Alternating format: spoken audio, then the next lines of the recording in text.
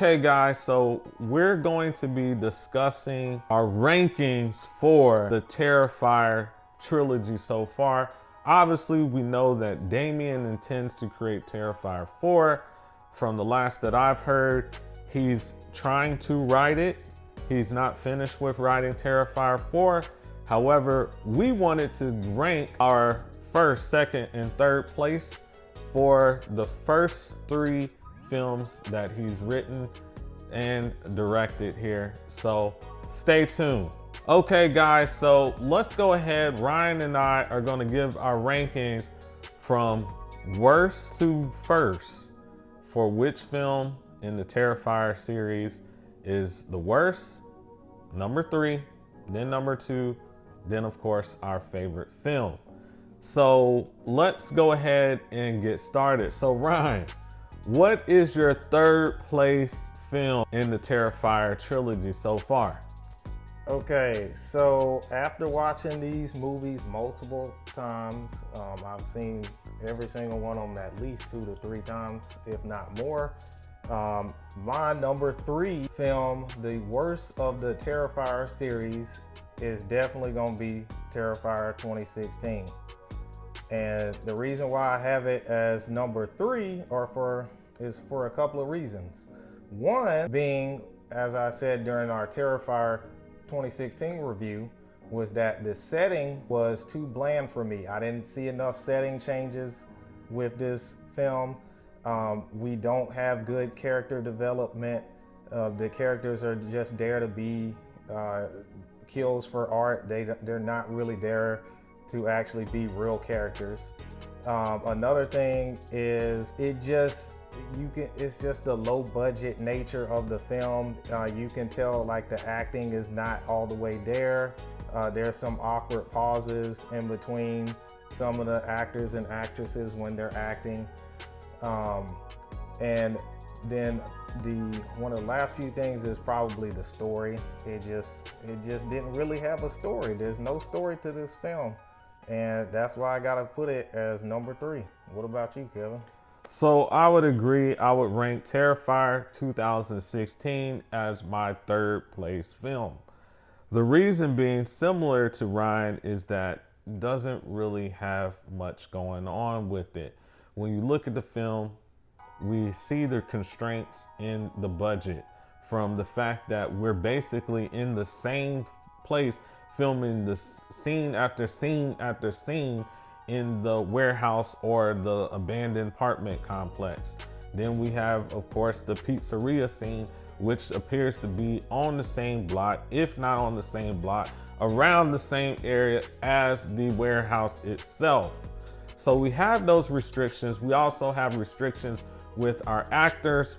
A lot of our actors are being melodramatic, which indicates that maybe they don't have that professional experience with acting, and so they are being overly dramatic with their acting. A lot of screaming, a lot of yelling, going 0 to 100 real quick, as we may say. And then additionally, we don't have any character development.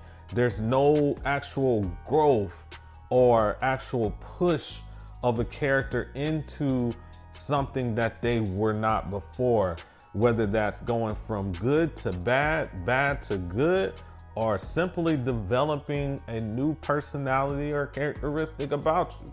We don't see that in this film. Additionally, with this film, it has no plot. It's literally basically a collection of kill scenes, one after another, until we have no more characters to kill, okay? So that is the reason why I give this a third on our list here. So Ryan, moving to number 2. What is your number 2 film in the Terrifier series? Okay, so my number 2 in the Terrifier series is going to be the Terrifier 3. And this was a very difficult consideration to make because I'm comparing the second and the third together, which they're 2 very good films. But the reason why I have Terrifier 3 as my second on my rankings is mainly because the score was not that great in the third film. That's one thing. The kills, they were good, but you have equal kills in the second one. Like I thought, comparing between 2 and 3, both of them have good kills. So I can't give the edge of Terrifier 3 over Terrifier 2. And then another thing is Terrifier 3, I would say the score, like I said before, and then I would say it doesn't really have much of a better story. I mean, you do get a story, but it just doesn't do it for me. I would have to stick with it being my number 2 slot. I just can't give it a number 1 yet. And one more reason is because also you had what we discussed in the Terrifier 3 review with the use of children and gore. I didn't like that too much. So I'm gonna have to go with Terrifier 3 in my number 2 slot. So what about you, Kevin? So I would feel the same way based off of the last point that you mentioned. Terrifier 3 is number 2 for me. The reason being is because, like I discussed, and I go through a long rant on Terrifier 3 of why I gave that particular film a low grade, a whimper. And the reason why I gave it a whimper is because I didn't like the fact that Damien feels like he was creative, that he was expanding his creativity by showing the killing of children. Now, he might argue, wait a minute, Kevin, I never actually killed children in this movie. I just showed the killing off screen.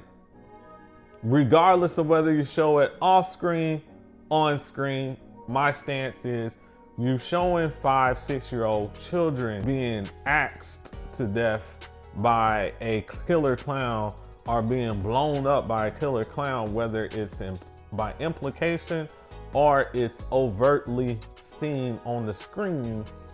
I don't stand for that, and I don't think any of us should stand for that.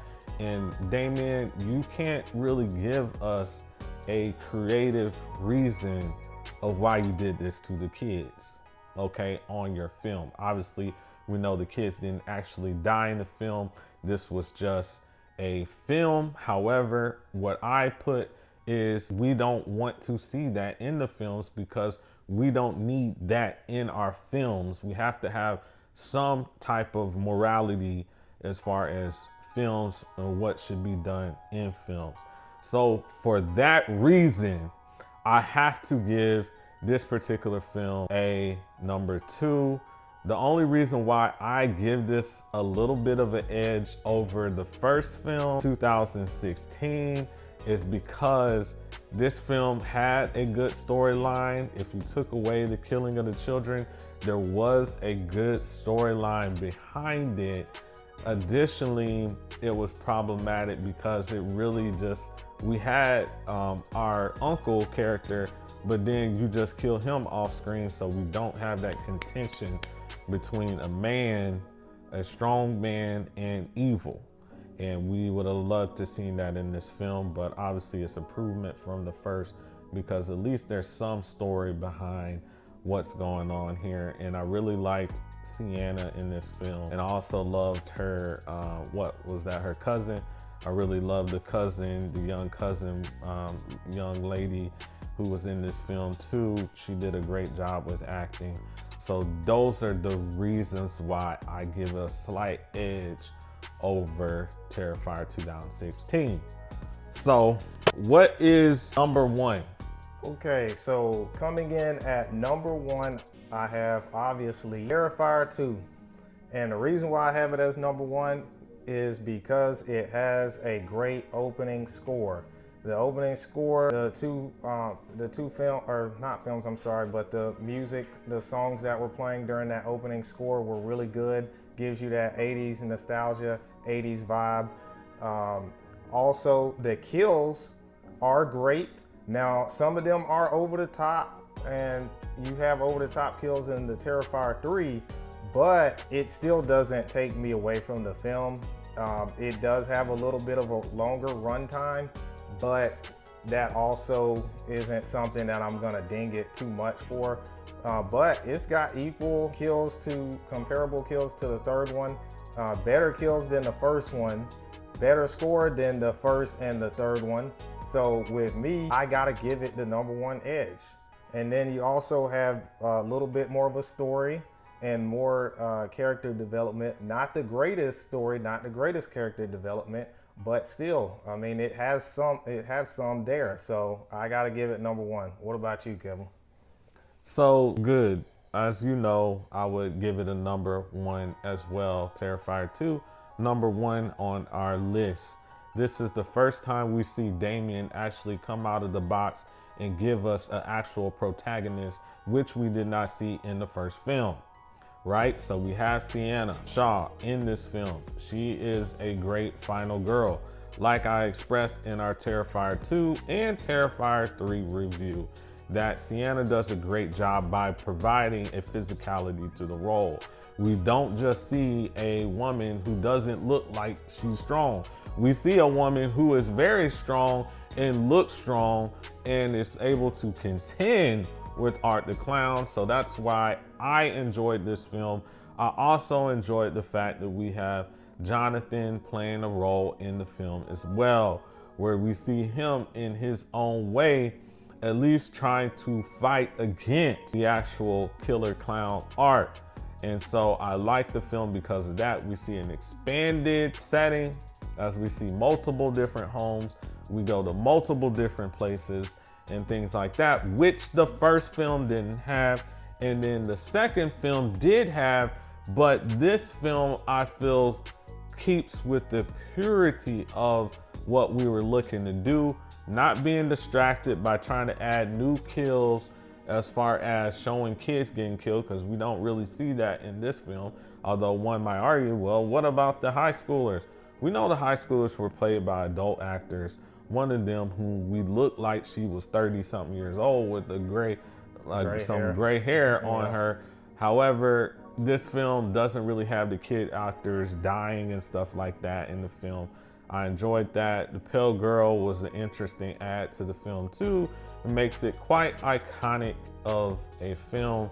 So I would have to give Terrifier 2 my first place pick for the Terrifier series as of now.